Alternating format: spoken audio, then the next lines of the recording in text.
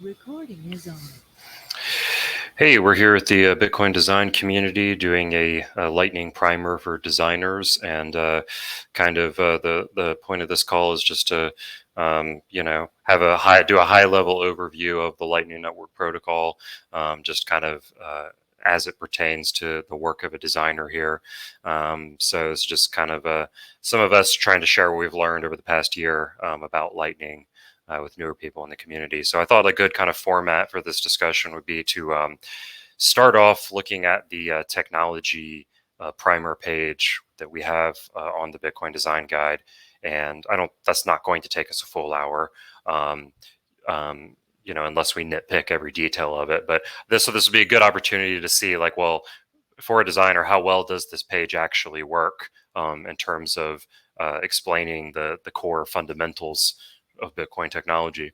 And you never know, we might come up with some issues that we need to correct after the call on that page, or maybe it's perfect. I guess we'll see during the call. And then after we can kind of finish going through that page together, we could break out a FigJam or something if everybody's interested, and try and visualize some of the concepts that we're talking about here. So I'm going to go ahead and just share my screen here, and while I do that, does anybody have any questions before we dive in? Let's see, how do I find a window? Technology primer, there we go. Can everybody see my screen okay with the technology primer? Yeah. All right, cool. Yeah, so just go to the Bitcoin Design Guide, Getting Started, Technology Primer. That's how you find this page. I guess when I said we were going to do a read through together, I honestly didn't give this too much forethought. I guess that means we're actually going to read this out loud or something. I guess that makes the most sense. So I'll uh, I'll start with the first two paragraphs here, and if somebody wants to jump in and join me, these all have very simple paragraphs and headings here, so maybe we just kind of read a paragraph and then just kind of break it down and digest it, and see how everybody feels about it, because these concepts kind of build on top of each other. So yeah, I'll dive in. So basically the top paragraph here is just talking about how it can take many years to learn everything you need to know, so don't sweat it. So Bitcoin, the currency. So you can own fractions of one Bitcoin. They're just numbers in a digital ledger of transactions. We'll call that ledger the Bitcoin blockchain. Transactions are used to assign Bitcoin from one address to another address. This process reduces the available balance of the sending address and increases the balance of the receiving address. A small amount has to be added as the fee to pay for the verification. Therefore, owning a Bitcoin means being in control of one or more addresses that have received Bitcoin. Then over here, we have kind of just a simplified example of, you're taking one Bitcoin and sending it from address 1 to address 2. After this ledger update, this would be 0, and then this would be 1. Anybody have any questions, comments on that basic idea, or should we move on? Cool. Does somebody want to take the next paragraph? I can take the next paragraph. Go for it. Okay, Bitcoin, the network. Just as the internet allows computers to exchange information, the Bitcoin network enables participants to exchange value. By running the Bitcoin software, you are running a node connected to the Bitcoin network. Some nodes use powerful computers that compete to verify transactions and update the blockchain for a reward. These nodes are called miners. Others are run by businesses like exchanges or merchants. They are also used by individuals making payments from mobile applications. Since January 3rd, 2009, every transfer of Bitcoin has been permanently recorded in its shared global ledger. Cool. So does anybody have any questions or comments on that? I'm good, personally. I have something that popped in my mind, actually, when I was reading that. And this is one thing that I happen to know coming into the call, but I'm not entirely sure is apparent to people who might be reading this for the first time. So, obviously, some nodes use powerful computers that verify to compute transactions and update the blockchain for reward. That's that's a minor, obviously. I'm not sure that we explicitly spell that out. Um, but also another just kind of important thing here is that by running the Bitcoin software, you're running a node connected to the Bitcoin network. An important part of I think just understanding a node, like say a Bitcoin node, is just the fact that it has its own copy of the blockchain. Like every single node on the network has its own copy of the blockchain. Um, so was that point apparent to anyone who's reading this for the first time?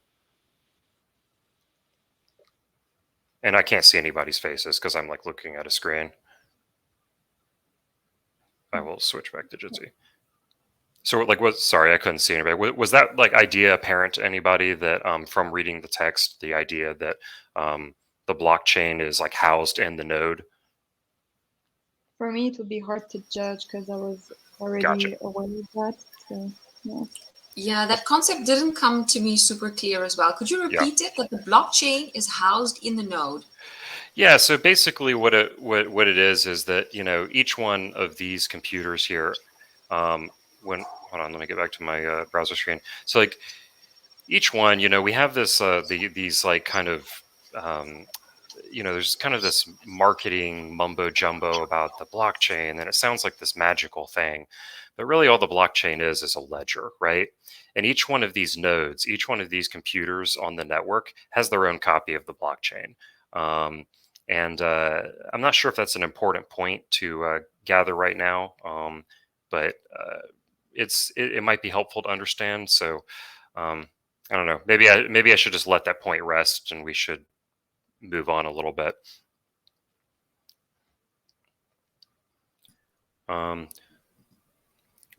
Cool. So does anybody want to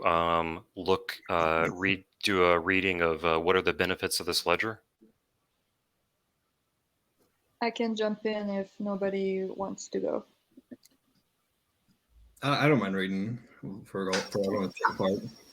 Go for it. I'll go next. Okay. So what are the benefits of this ledger? Imagine a global spreadsheet where all transactions get recorded and all entries are public and accessible. With Bitcoin, each participant can verify a transaction for themselves. In their copy of the spreadsheet, in comparison, traditional banks keep their spreadsheet private from each other and their customers. Besides opportunities for fraud, there are many points of failure due to this. So you can't guarantee a payment will always happen. Even though all transactions are shared publicly on Bitcoin, there is no personally identifiable information attached to them. With thousands of nodes and tens of millions of users worldwide, it becomes implausible to manipulate or corrupt the previously agreed upon transactions stored in the blockchain. To do so, who would require a majority of nodes to accept such change? To do so would require a majority of nodes to accept. I don't understand that last sentence. I gotcha. To do so would require a majority of nodes to accept such a change. So I think basically, yeah, maybe the sentence could be worded differently. So basically, it's talking about it becomes when you have so many nodes, when you have so many networks, say the Bitcoin network is composed of lots and lots of nodes, it becomes implausible to manipulate or corrupt the previously agreed upon transactions. So they're saying to do that, to manipulate or corrupt it, would require a majority of nodes to accept such a change. I'll take a note of that. Maybe the sentence could be reworded if it's not clear. So does anybody have any questions or comments? There's no dumb questions on this in this session, so or ever really. So does anybody have any kind of thing they want to discuss about this paragraph? I have a comment, or Yeah. I don't know if it's a question, but okay, correct me if I'm wrong, but like in the history of Bitcoin, there was at one point there was going to be like a fork with Bitcoin Cash. I mean, with the majority of, my question is, could it be, yes, the majority is like protecting the network, but do you think it could happen also that it becomes a liability? For example, that the majority goes to the wrong way? Ooh, that's a deep question. Do you just Yeah, mean that the sorry. idea of like if there was some sort of consensus change to the protocol and Yeah. like it was a bad consensus change. Yeah, sort of.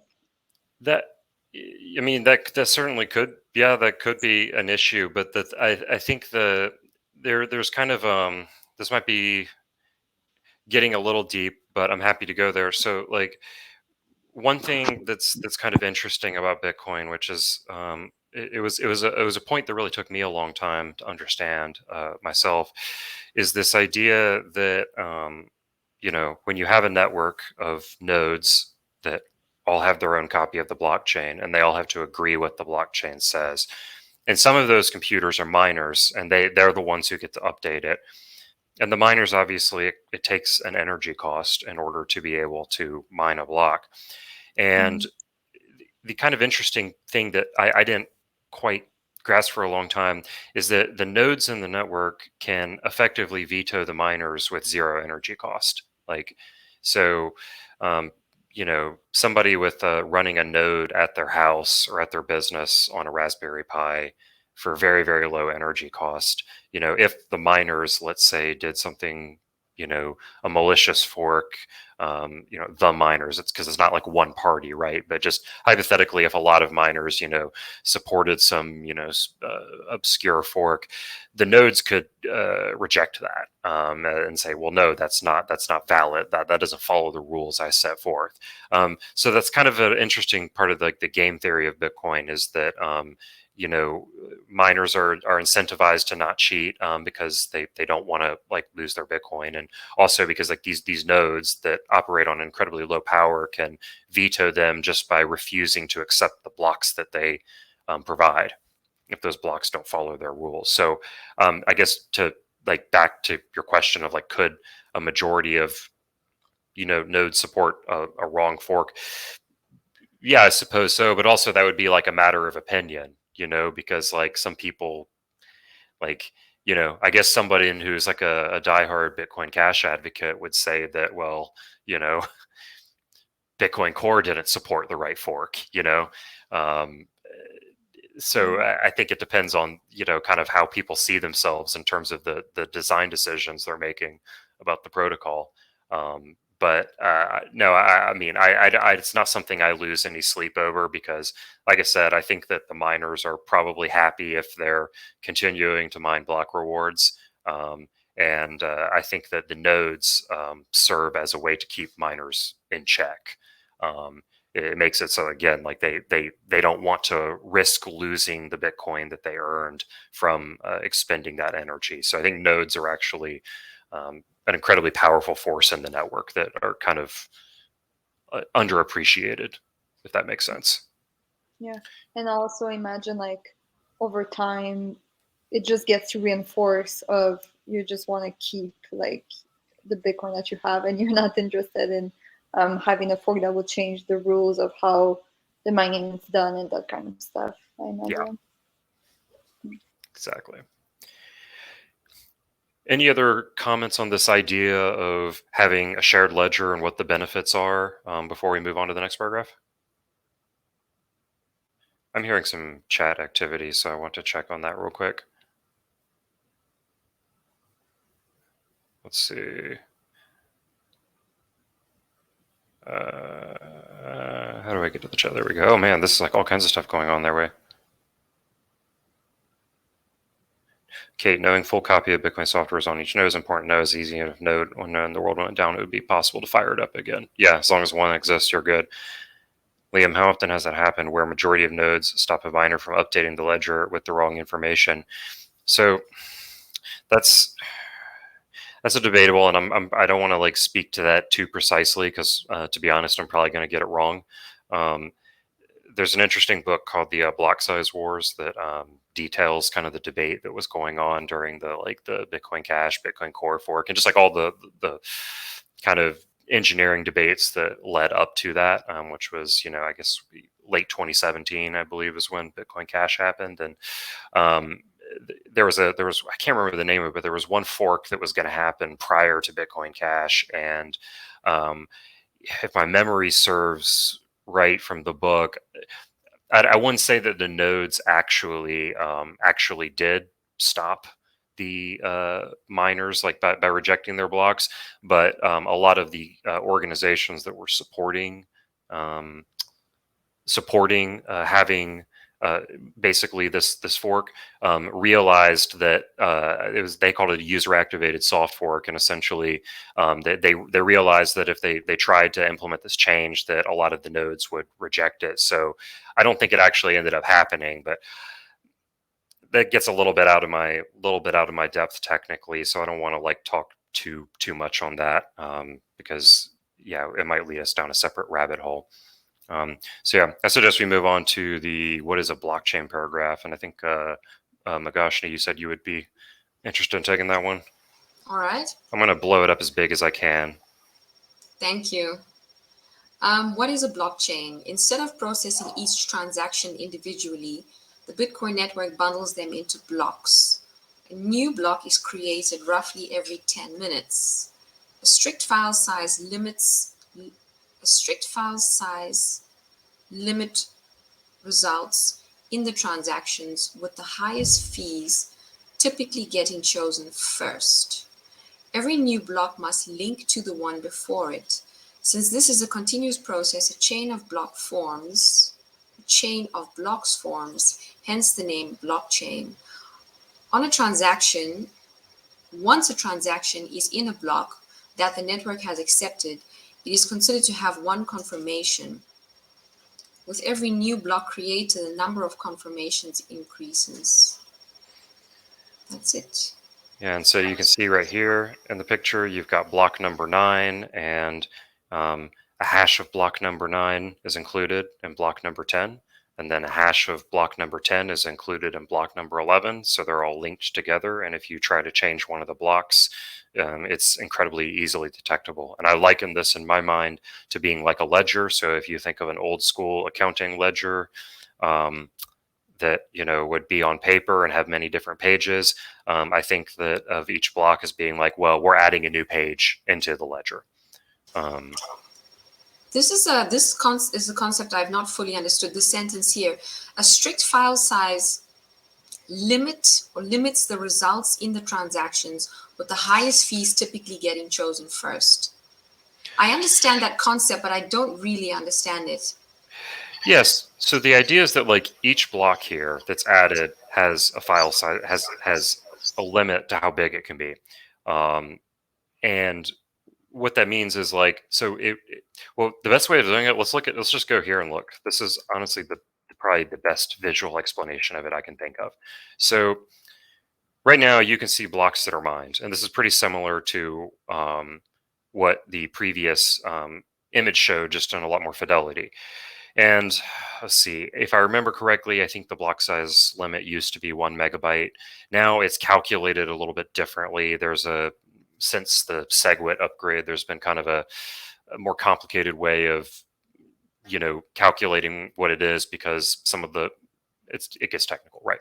But roughly, you usually see blocks around the like 1 to 1.5 megabyte size range, right? That's pretty much where the limit is. And so if you scroll here, you can see that these blocks here that have filled up are purple. They're completely full blocks. They've reached max capacity. And then this one right here is like really empty, so it didn't really have anything in there. This one here was about half full, and then this one's full again. And what these things over here, the yellow ones, represent is these are transactions. It's called the mempool. These are transactions that haven't been processed yet, that the miners are still working on like verifying these transactions. And as you can see, that what this website is doing is it's making an estimate. It's like, hey, based on how many transactions are still waiting to process, it's going to take this many blocks it's going to take about 3 blocks to get it all done. And the idea is that like as a miner, because you can only fit, like, let's just say it's 1.5 megabytes. If you can only fit 1.5 megabytes into a block, you're incentivized to include transactions where they've offered you the highest fee. So it's kind of like just any other market, whether it's a housing market and you want to buy a house. Well, it depends on how many people want to buy a house. Or the fruit and veggie market, well, it depends on how many vegetables there are and how many people want to buy vegetables. So it just depends on when there's a ton of transactions piled up here that are waiting to be included in the blockchain, then fees are going to be really high. And you can see it right here. It's like 2, 6, 8. If you want to get your block included, your transaction included, like in the next 10 minutes, you got to pay 8 sats per VByte.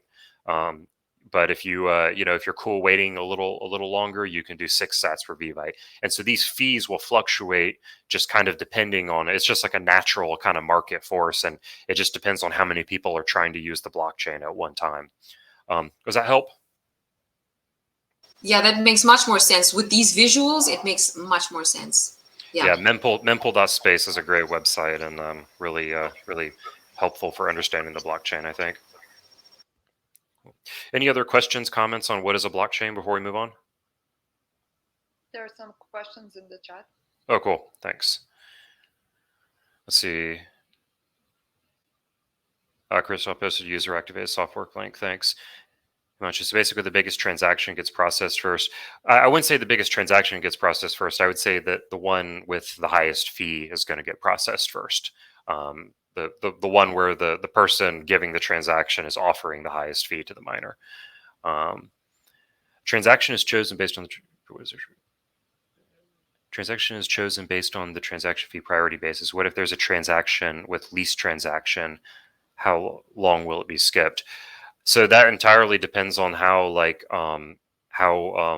packed the mempool is, because we just don't know. Because like right now, it could be that, like, let's say everybody stops sending transactions right now. Well, within about a half hour, these blocks, these transactions will be processed, and then the mempool will be empty. So assuming that nobody else makes Bitcoin transactions in the next 10 minutes, then yeah, they only have to wait about 30 minutes for it to clear the mempool, 10 minutes per block, 3 blocks. But let's say while we're on this call, people keep, broadcasting Bitcoin transactions, and then it just fills up, and we end up with like 30 blocks full of, stuff. It just, then they would be waiting 30 blocks for the mempool to clear. So it entirely depends. It's a market-driven phenomenon, and it really just entirely depends on how many people are using Bitcoin at the moment, and what size of transactions they want to send to the miners, and what size transaction fees they're willing to pay for it. I think there was some other ones. I wish I'd been given a mempool concept earlier in my learning. Yeah, really helpful website. All right, cool. I'm going to move on to keep up the pace here. Though if we don't get through it all, that's cool too. Does anybody want to take how is the blockchain secured? If not, I'll read it. I can read it. Awesome. So how is the blockchain secured? While miners check that the transactions included in the block are valid, they must also be kept accountable that the information that they are submitting is correct. After a miner constructs a block, transactions. There needs to be an of there, I think. With transactions, I would assume. Yeah. It must race against other miners to solve a cryptographic puzzle, which incentivizes them to only include valid transactions in the block. This process is called proof of work, and it is fundamental to the security of the blockchain. The first miner to solve the puzzle and submit a valid block to the network will earn all the fees from the transactions in the block and the block reward as a compensation. However, if they submit an invalid block, it will be rejected by the network. We also call the... Can you scroll up a bit? Thank you. If they submit an invalid block, it will be rejected by the network. We also call the Bitcoin blockchain base layer, as it provides strong security, and it is the foundation for other things to be built on top. Actually, I have a question. I don't know if it's within the scope. Real quick, let me highlight this before I forget, because we have a typo we need to fix. Yep. Yeah, what's up? So, thank you so much for the previous explanation. Really, that was quite clear. I've read that miners can sometimes mine empty blocks. Would you be able to explain how that fits in with your previous with the whole concept? Why would they not include the transactions in there? Well, I've heard of that before. It has happened at times. From my perspective, a miner would only have the incentive to mine an empty block if the mempool was empty. I'm not sure if anybody else has heard any other situations like, because let me put it this way. Let's say you have all of these transactions right here. That's 3,420 transactions right there. So if I mine a block with all of these transactions, I will get a 6.25 Bitcoin block reward. Plus, I'll get all the transaction fees for all those 3,000 plus transactions, right? So what am I going to do in that situation? Am I going to mine a block that's empty and get 6.25 BTC? Or am I going to mine a block that has 6.25 BTC plus all of the transaction fees? And so I think as long as there's transactions, oh, hey, we got a new block on the call. Awesome. As long as there's transactions to mine, I do think that a miner is incentivized to include the most profitable transactions of the block. Now, having said that, let's say that the mempool clears out and nobody's using Bitcoin for the next, 10 minutes or so. Yeah, you might as well mine an empty block. You'll still get your 6.25 BTC block reward. So you might as well keep mining. I have heard of other strange situations where I think that miners are getting really competitive and they try to, get ahead of, get like a jump start on the next block by, mining something empty and not bothering to scoop up transactions. But those are kind of edge cases that are really rare. And that's exceeding my knowledge on mining. So I don't want to go too deep into that. Makes sense. Thank you. So I think we're about to get into the layer 2 section. Is everybody feeling comfortable with this stuff before we kind of get into the layer 2 section of the technology primer? Cool. I hear some sound effects. I'm assuming they're positive sound effects. All right. Anybody want to take this one? I can take this one. Okay. Do all transactions have to be this secure? Layers in Bitcoin serve to provide alternative settlement rules. Bitcoin's block generation time of 10 minutes and the 1 megabyte size, Bitcoin's block generation time of 10 minutes and the 1 megabyte size means that the blockchain can handle around 300K transactions, 300, sorry, numbers in English are not my forte. It's okay. 300,000 transactions per day or 4.6 transactions per second. Layer 1, the base layer, is the most secure, so it has the most time-consuming verification process. To scale as a currency of the internet and meet the demands of the global economy, Bitcoin needs a way to handle fast and frequent payments. Such payments don't all need to be secured by every node and be added to the blockchain immediately. That is why a second layer is necessary to allow the delay of the base layer settlement. Yeah, and so to elaborate on that, if we go back to our mempool example, again, you remember we've been looking at this page a lot, and it was only after several minutes of discussion that everything rotated over and a new block was mined. And you can see at the time, 3 minutes, 15 minutes, 56 minutes. So it's on average every 10 minutes, but it can fluctuate. So this is incredibly secure, and you can't change this ledger, but it's also time consuming, and you have to wait for your transactions. So if you want to send your employee payment or pay for your rent in Bitcoin, you have no problem waiting 10, 20, 30 minutes. But if you want to pay for your cup of coffee, you need it real fast. And so that's kind of an example of that. Any questions or comments on this section before we move on? Cool. We'll move on. So I'll take this one here. How can you build on the base layer? Transactions get sorry. I think Raz wants to speak. I don't know. Oh, sorry about that. I heard a sound effect and assumed it was like the thumbs up emoji going off or something like Oh, that. that's fine. That's Yeah, go fine. for I could have asked after anyway. What I wanted to ask is what affects the block time generation we have there. A block is created every 10 minutes. However, it varies. What affects that change? Is it the hash rate, or what exactly determines if it's going to be mined faster than 10 minutes or later than 10 minutes? Or is it Ha- random?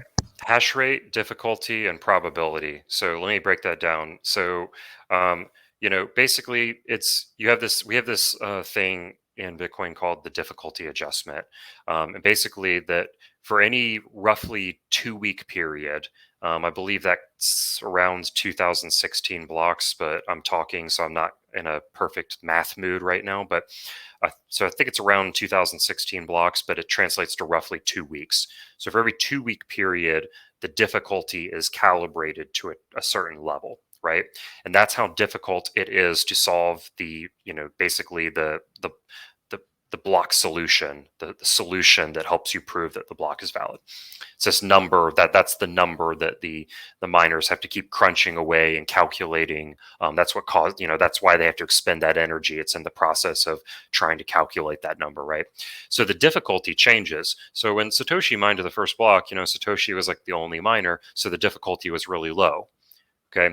Then Hal Finney joins the network. Some other people join the network. So you have more hash power joining the network. So as more hash power joins the network, when that 2 week period when you hit 2016 blocks, approximately 2 weeks, the difficulty adjusts. And it's like, oh, we have more hash rate on the network now. So we need to make it more difficult. So the more miners join the network, the more difficult it gets to solve the problem. But again, like what happens if, so let's say you have your difficulty adjusting every 2 weeks. Every time somebody adds more miners, more hash power to the network, the difficulty increases. But then let's say like midway through that week, there's a power outage in some city, and all the miners in that city go offline, right? And then suddenly you have a drop in hash rate. Well, now that you have a drop in hash rate, it's still really difficult, but you don't have as many miners attacking the problem. So then it becomes, the blocks are going to become slower.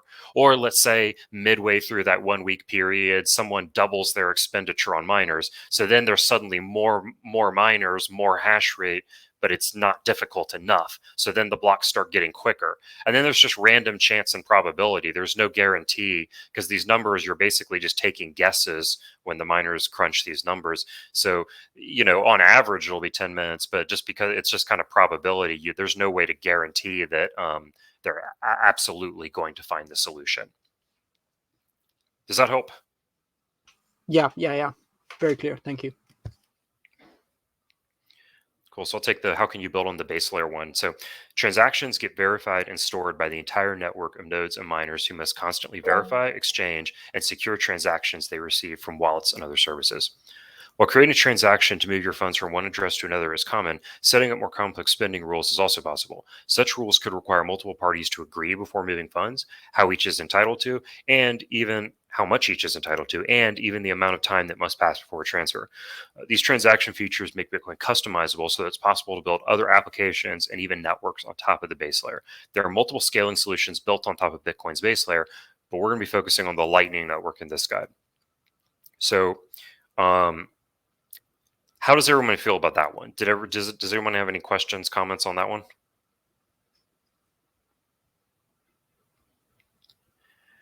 I'll go ahead and say that if you if you ever hear the term kind of like smart contract floating around out there, that kind of term means something different. In Ethereum versus say Bitcoin, a lot of times when other blockchains are talking about smart contracts, they're talking about something entirely different, like tokens and these like kind of object-oriented program languages. In Bitcoin, when we talk about smart contracts, we're basically talking about programmable money. Being able to kind of what it's talking about here, requiring multiple parties to agree before moving funds, how much each party is entitled to, how much time must pass. And so like a Bitcoin transaction or like a Bitcoin address, it can include much more complicated spending conditions. One could just be Magashini has to sign this with her private key in order to be able to spend it. Another one could be that, Millie and Patricia and Christoph all have to sign in order to spend it. Or you could get into even more, complicated spending policies. So those would be like kind of, Bitcoin smart contracts. Let me check the chat real quick before I move on. Oh, cool. 2016 blocks is correct. Thanks, Patricia. Glad I got that math right. Does anybody want to take no, you're totally right. I feel like sometimes you say, oh, I don't know for sure, and you're usually correct. So I was just putting that in there. Well, you're right. With numbers, sometimes, it's hard to pull that stuff up. No, you got it. You got Cool. it. It was right. Well, here, while you got your mic on, you want to do the what is a payment channel? Sure. I'm just going to read it straight off the screen here. Yeah. What is a payment channel? A payment channel is a joint account where two parties agree to bypass recording their payments on the blockchain. Opening a payment channel involves them locking up funds in a transaction. This enables faster and cheaper subsequent payments between the two parties as they only update their balances in the payment channel. For each update, a new transaction is created, but it is only published when the parties agree to close the channel. Okay, so now we're getting deep into Lightning here. How does everyone feel about this paragraph? I feel good about it, but let's No, talk. I'll be completely honest. No, not really. Okay, cool. I'm feeling a little bit lost. So let me scroll down the page real quick and see like what we're getting to next, and see if I want to like spend some time digging into that concept a little bit. So, it might be a good idea. Yeah, I think that it might be a good idea if I like took a moment to kind of elaborate on this a little bit. So I'm going to actually probably switch over here. Here's what I'll do. I'll take like this FigJam here, and I can use the handy fact that Figma can be used in the browser, so that I don't have to go like switch which program I'm sharing on the screen.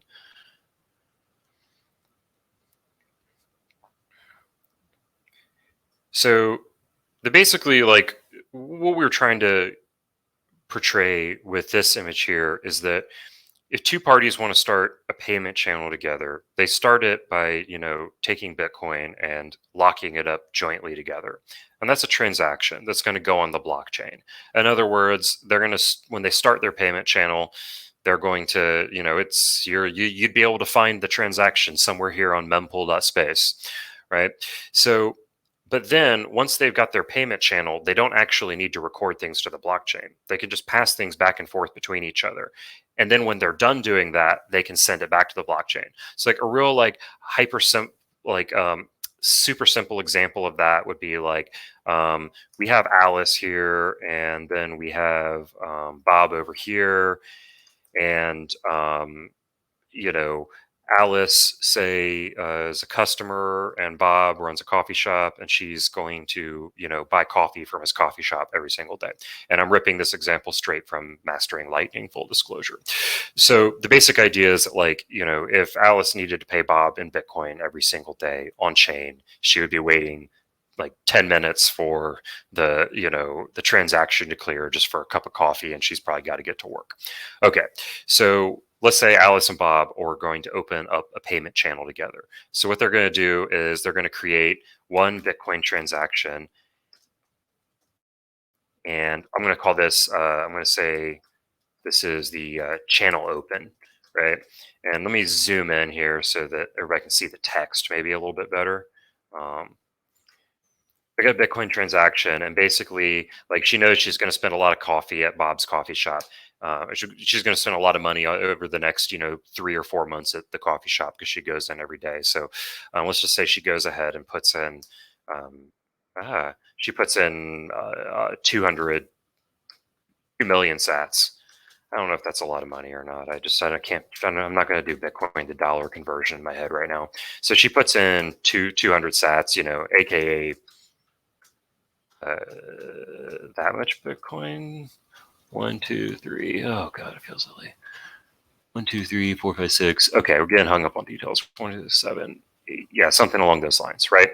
So, anyways, she's going to fund the transaction with that much Bitcoin. Okay. And Bob is going to fund the channel with 0 Bitcoin, because that's just how it starts off. So basically what they do is this is a Bitcoin transaction, right? And they send it to the miners, and so it gets sent here. So you'd be able to see the transaction on mempool.space. And it's a transaction that basically says, okay, that, you know, this much Bitcoin is spendable by Alice and this much is spendable by Bob.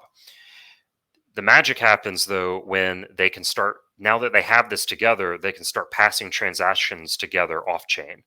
So this green one would be on the blockchain, and then they can start passing the transactions around, and they can start doing clever things like this. And we'll call this a commitment transaction. It's yellow for lightning, huh? So let's say the coffee cost 1,000 sats. And oh my God, we have to do some serious math. Let's just say she like buys coffee for, I don't know, an entire youth group or something like that. So then it suddenly becomes like Bob's balance becomes that, and then she buys, you know, does the same thing again the next month. So then Bob's balance becomes that. And then, you know, after they do that for many, many months, you know, they can keep doing these. They can keep doing as many of these transactions. Let's say the coffee was bad and, you know, Bob refunds her money. So then the channel balance becomes that. And then, you know, she takes a chance on Bob's coffee shop again. And, you know, so he's back to having that. Then at the end of this, all right, they're going to close out the transaction. So I'm going to duplicate my green card again. All right. And the final closing balance is going to be that Bob is able to get that much Bitcoin out of it, and Alice gets nothing out of it, right? So what they did here is, in order to make these frequent, everyday payments at the coffee shop, I'm not saying a user would actually do this. I'm just kind of like trying to talk about how the protocol would work. Alice starts off by putting some funds in a channel. This gets recorded to the blockchain, so it's immutable. And then they can pass each other Bitcoin transactions, signed Bitcoin transactions back and forth. And that's what the payment channel is effectively, is they're both just like, hey, because we're both locked in this contract together, we don't even need to touch the blockchain. We don't even need to waste our time with it. And they can just zap each other these transactions, these tiny transactions. And all they're doing is changing the balance that each one of them gets. And then when they close it out, you know, again, Alice has spent all of her money. Bob has got all of her money. So that is like a super simplistic idea of like how a payment channel between two single parties would work. That might have been deeper than you wanted to go. But Brilliant. Absolutely brilliant. That's how I understand things. Brilliant. Cool. Glad you like that. So then this is good. Before I don't want to. People may have questions about that, but I want to zip into the next section here, and let me just like keep up this energy and go to this part. So the next part is get to the Lightning Payment Network. The Lightning Network is a network of payment channels. The Lightning nodes allow you to have multiple channels with different parties to route payments through. This new network forms a second layer on top of Bitcoin and has some privacy benefits too, since payments are not individually recorded on the blockchain. Only when the channel is opened and the final settlement transaction gets broadcasted. Oh my God, that's just what's going on with this sentence. Only when the channel is opened and the final settlement transaction gets broadcasted when closing the payment. Okay, we need to fix the grammar in that sentence. Only when the channel is opened and the final settlement transaction gets broadcasted when closing. Okay, I think we need a comma in there. But basically what this is trying to say right here is it's like, okay, look, we had a payment channel here. Well, what if we had a ton of payment channels? So if we go back to our FigJam here, we could say, you know, we could get this more complicated. We could say, what if we have Charlie over here? Let me zoom in. I'm going to change this card here to become Charlie. And, you know, Alice could do the exact same thing that she did with Bob, with Charlie. And she could say, I want to, start up this channel here. And, just like, I'm not going to actually fill these in with, text right now because I don't want to waste time on gratuitous detail. But she's basically doing the exact same thing with Charlie. She and Charlie are passing each other signed Bitcoin transactions back and forth. So she effectively has a channel with two parties now, right? She and Bob pass each other Bitcoin transactions. She and Charlie pass each other Bitcoin transactions. But then what gets cool is that what if Bob wants to pay Charlie for something? Charlie's like a web designer that Alice knows, and Bob wants a new website for his coffee shop. So he's going to pay Charlie every single time Charlie, finishes a new page on the website or something to that effect. So Bob does not need a payment channel with Charlie. Bob can actually route payments through Alice's node. He can say, okay, Alice, I'll pay you if you'll pay Charlie. Or you can get even more complicated than that if you want. You could have like Dina over here, and there could be payment channels between Charlie and Dina, and Bob could say, okay, Alice, I'll pay you if you'll pay Charlie, if Charlie will pay Dina. And now Bob isn't going to be literally saying this to Alice in real life. At the protocol level, Bob's node is going to be saying that. The software on Bob's node is going to, be able to facilitate these things. So you see the Lightning is incredibly complicated. You have this whole interconnected network of channels. They can basically route payments through each other's nodes. But, and it's incredibly complicated, but it's also incredibly fast. And it's pretty trustless as well, or trust minimized. So I want to stop yakking for a second there, see how everybody's feeling about this concept. That FigJam board is really helping me to understand everything. So I'm going to just drop keep this on in the going chat. with that. Yeah.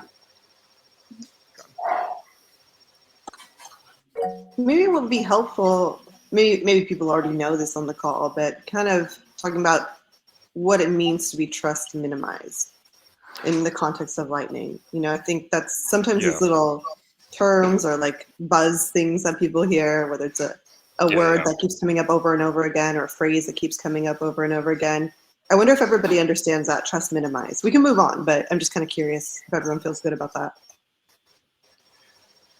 I would be curious to know the definition of trust minimized. Yeah, I also don't know what that means.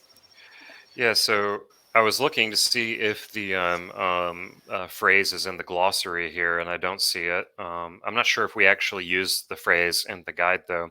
But the basic idea of that is, well, there was like Patricia called it a buzzword. Well, there was a buzzword that preceded that, and that would be trustless. And everyone's like saying, "Oh my God, blockchains are trustless, yada yada yada." You don't need to trust anybody in order to use it. This idea being that if you have payments on the Bitcoin blockchain, the nodes don't need to trust each other in order to collaborate on building the blockchain. They don't need to, like, all of these nodes right here that we looked at earlier in the discussion. They don't need to trust each other. All they need to do is just make sure that the other nodes are following the same rules that they're following. So it's this idea that you don't actually trust other parties on this network. You're effectively, how am I trying this? You're not trusting them. You're just following rules. But the word trustless, I think, kind of got abused because people just like tried to make everything trustless. So obviously in real life, it's not practical that like everything in our physical lives is going to have zero trust. At some point you have to trust that your phone doesn't have some government backdoor or whatever that reads all your stuff, or some corporate backdoor. You have to trust that the person who wrote the code for like if you don't know how to program, for instance, if you're not a programmer, you can't go to GitHub and audit the code of your favorite Bitcoin wallet. So you have to trust that the programmers in your life are good at doing that, right? So it's not like trustless; it's trust minimized. If that makes sense. Hey, Yeah. Oh, sorry, go ahead.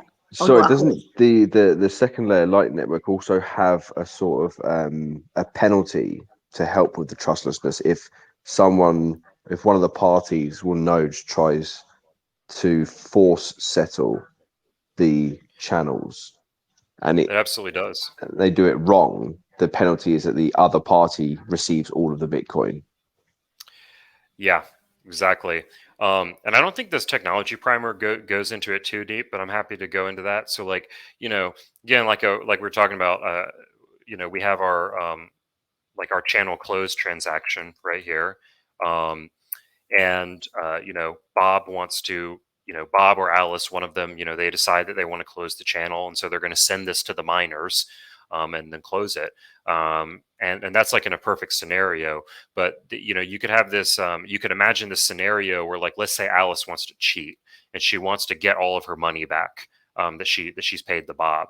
So instead of trying to close with with the proper one, which is the most recent one, she tries to close with like a prior transaction, and she sends this to the miners. So we kind of glossed over a little bit is just this idea that the transactions are actually very much more sophisticated than I'm representing. It has a smart contract in it, and basically it involves what we call a justice transaction. So if Alice tries to send this to the miners and you see it pop up, on mempool.space here, well, Bob's node is actually watching the blockchain. Think about it kind of like Bob's node is like watching mempool.space all day, but it's watching mempool.space all day long to see if Alice is going to try and cheat on the and submit the old transaction. And if she does try to do that, then there is Bob can invoke what's called a justice transaction.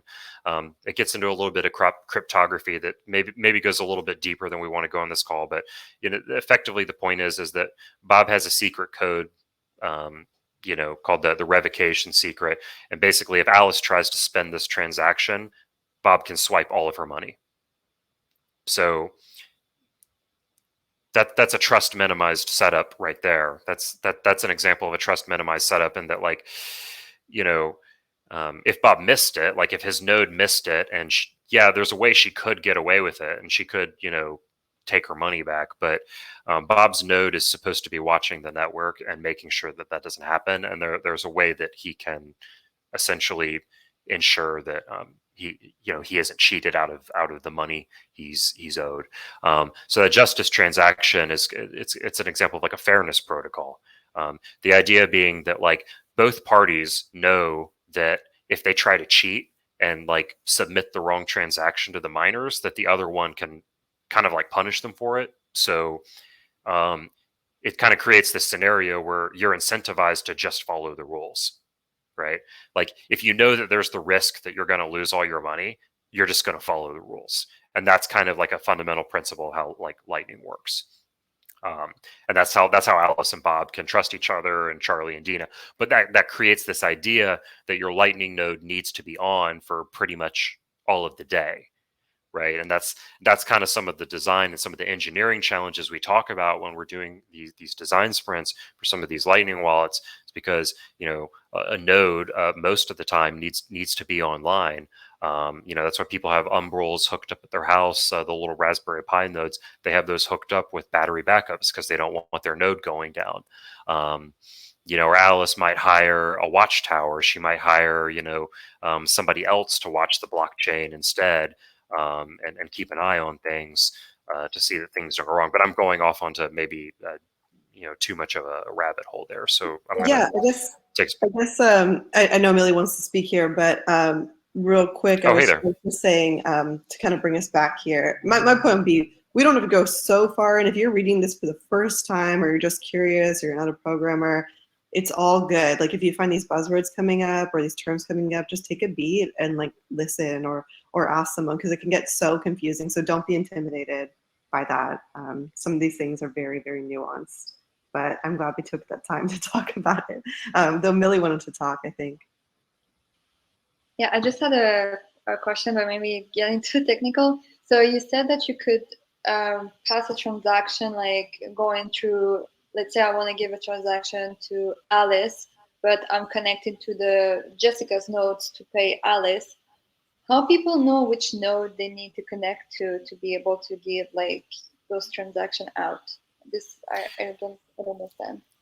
Yeah, so there's kind of two parts to that. Like how do they know who they're connected to, and then you, well, I guess that was the one question, but there's two ways there's two ways to kind of approach this question. So, I mean, the people don't have to know necessarily. Like the people, the idea is when I say things like Alice and Bob and Charlie, um, I'm using these as examples, but in real life, I think Alice and Bob and Charlie should not have to think about these things, right?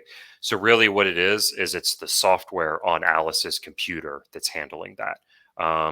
It is the software on Bob's computer or on Charlie's phone that is making these decisions, right? So if Bob here wants to pay Dina over here, Bob does not have to know.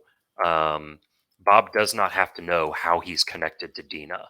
Like there could Yeah. be So 30 hot. He doesn't need to know that. The software on his computer is what knows that. okay. So the software. So for example, Yeah. yeah.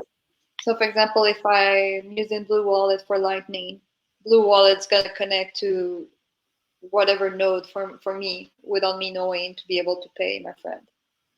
Exactly.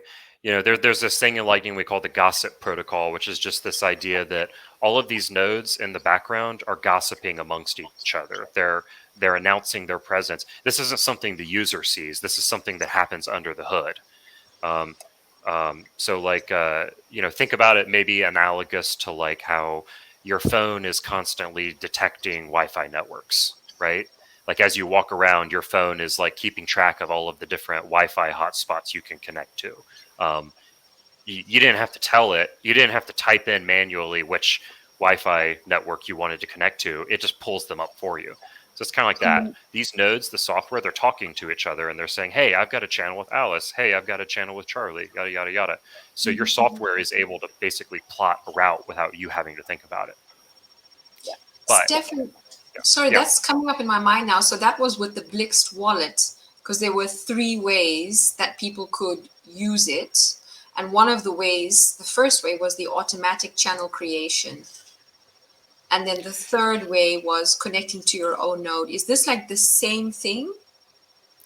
Sort of. So kind of like what me and Millie are talking about here, I would call pathfinding, which is basically just like when you pull up that Lightning invoice and you scan it and you're going to pay your friend 1,000 sats.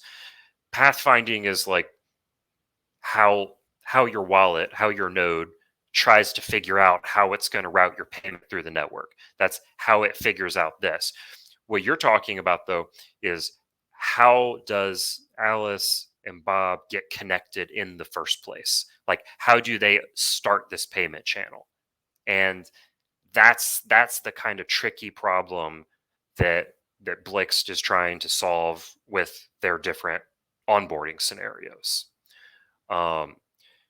So like I want to I know that's been I want to dig into that a little bit. I know it's not necessarily in the technology primer page we're reading, but I know that's like a topic that you've been trying to study, Magashni. So I want to dig into that a little bit here, and I hope everyone else finds it useful too. So like I'm going to switch to just like different shapes here for a little bit. So like let's say, I don't know, maybe this will be the Blixt wallet right here. And I'll change the color on this, make it yellow. So this could be like the Blixt wallet here. And, this could be, Steven's Lightning wallet, right? And then this will be Christoph's Lightning wallet. And we these are all effectively Lightning nodes on the network, right? And the problem is that when you turn this wallet on for the first time and start it up, you're not connected to anybody. You're not connected to me or Christoph, Alice, Charlie. You're not connected to anybody. So it's getting that first connection that's really critical, because until the user makes that first connection, that first payment channel, they can't receive anything over Lightning.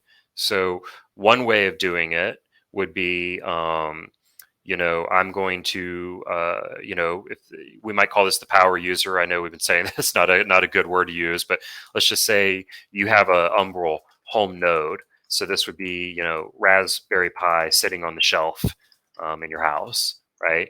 So someone who's really advanced, really, you know, really likes to study Lightning probably has an Umbrel, you know, node sitting at their house, and their Umbrel node, you know, if they're one of these advanced Lightning users, they probably have already opened channels on their Umbrel node, right? So where'd my connector go? So the idea is that if you needed to pay Christoph and you've got an Umbrel at home that's connected to me, that's, you know, you could basically just connect your Blix wallet, form a payment channel between your Blix wallet and your Umbrel node. It's like you're giving yourself a payment channel.